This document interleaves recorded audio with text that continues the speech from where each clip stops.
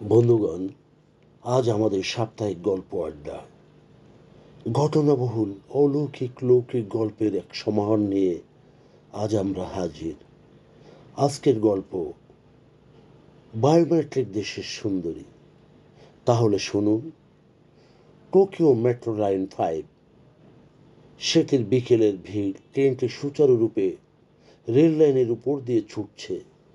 জানলার বাইরে ধূসর শহরটাকে কেটে যাচ্ছে আলোর রেখা। নীল আসনে বসেছিল সাংবাদিক রিন তাকাহারা। তার চোখে পড়ল এক ভদ্র মহিলা, বয়স 30-এর কাছাকাছি, পোশাক নিখুঁত, হাতের কাছের মতো এক ধরনের স্বচ্ছ ব্র্যান্ড, যেন স্মার্ট ওয়াচের এক নতুন বিকল্প। কিন্তু ব্র্যান্ডের পর্দায় রিন ক্ষণিকের জন্য কিছু একটা লেখা দেখতে পেল। সেখানে লেখা ছিল রিপাবলিক অফ আরগোনা। রিনের সাংবাদিক মস্তিষ্ক সঙ্গে সঙ্গে সাড়া দিল, এবং পৃথিবীর মানচিত্রে শত শত দেশ আছে, কিন্তু এই নামের কোনো দেশ নাই। রিন তার ফোনের ক্যামেরা চালু করলো এবং সেটি জুম করতেই মহিলার চোখ পড়ল তার দিকে। সে দৃষ্টিতে এক ধরনের অচেনা শীতলতা ছিল, কিন্তু ভদ্রতা মিশ্রিত সতর্কতা ছিল।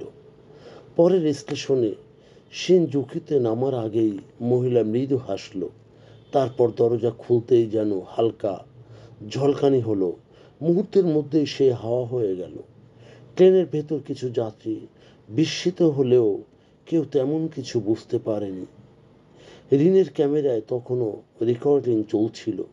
পরে ফুটেজ খুলে দেখে ইহা বেশ চোখটা ছানাবড়া হয়ে যায়।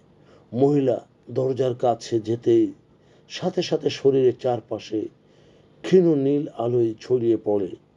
তারপর কেবল 1 সেকেন্ডে দেহটি গলে যায় বাতাসে। পরদিন অফিসে ফুটেজ দেখায় সাংবাদিক বন্ধুদের। সহকর্মীরা হেসে বলে, এটি হয়তো আলো বা চোখের ভুল, কিন্তু রিন জানে কিছু একটা ঘটেছে। এটি সম্পূর্ণ অন্য ধরনের এক ব্যাপার স্যাপার। সে ফুটেজ বিশ্লেষকদের কাছে ছুটে গেল। পূর্ব পরিচিত এক প্রযুক্তিবিদের কাছে যায়। তাকুয়া অনুকে পাঠায়। তাকুয়া ঘণ্টাখানেক পরে বলে, এই ব্যান্ডের ব্যবহৃত সংকেত চিহ্ন আমাদের পৃথিবীর কোনো সিগন্যাল কোডের সাথে মেলে না। এটা এক অন্য ধরনের কোয়ান্টাম ফ্রিকোয়েন্সি। রিন প্রশ্ন করে, তবে অন্য কোনো দেশ? তাকুয়া হেসে বলে, হয়তো অন্য কোনো জগৎ। পরবর্তীতে কয়েক সপ্তাহ রিন খোঁজ নিতে শুরু করে আবারও সেই ট্রেনে। তবে হ্যাঁ, তার আগে সে পুরনো ফোরাম, ডার্ক ওয়েবে আরগোনা শব্দটি নিয়ে খুঁজতে থাকে। কয়েকটি গোপন গবেষণাপত্রে বলা হয় এটি এমন এক পরীক্ষামূলক সভ্যতা যারা সময় ও স্থানভেদে তথ্য সংগ্রহ করে পাঠাতে সক্ষম। ধারণা করা হয় এরা নিজেদের অস্তিত্বের জানান দিতে পৃথিবীতে এসেছে। পরে নির্দিষ্ট মিশন শেষে আবার তারা ফিরে যায়। রিন তার মনে এক ধরনের কৌতূহল নিয়ে কাজ করতে শুরু করে। আবারও সেই সাংবাদিক রিন আবারও সেই টোকিও লাইন 5 ট্রেনে উঠে পড়ে। সেই একই বগিতে কয়েকদিন যাতায়াতের মতো। একদিন হঠাৎ আবারও দেখতে পায় সেই নীল আলোয় জ্বলে ওঠা ভদ্র মহিলাকে। সে ঠিক একই জায়গায় দাঁড়িয়ে, সেদিন যেখানে সে রিনকে দেখেছিল।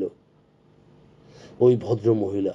এবার ভদ্রমহিলা নরম কণ্ঠে রিনের দিকে তাকিয়ে হেসে বলে, তুমি বুঝেছ? এখন সময় হয়েছে জানার। রিনের চারপাশে কুয়াশায় ঢেকে যায়। সে অনুভব করে তার দেহ আকাশে ভাসছে। ট্রেনের শব্দ মিলিয়ে যাচ্ছে। পর মুহূর্তে ট্রেনের বগি পুরোটাই খালি সে দেখতে পায়। কেবল এক যাত্রী। বিস্ময়ে ফোনে দেখে রিন তাকাহারা হাওয়ায় মিলিয়ে যাচ্ছে।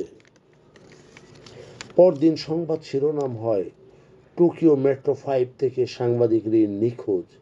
কিন্তু তাকুয়া জানে রিন হয়তো এখন সেই অদৃশ্য দেশে আরগোনাতে পৌঁছে গেছে, যেখানে সময়ের হিসাব আর মানুষের দেহ এক সুতোয় বাঁধা হয়।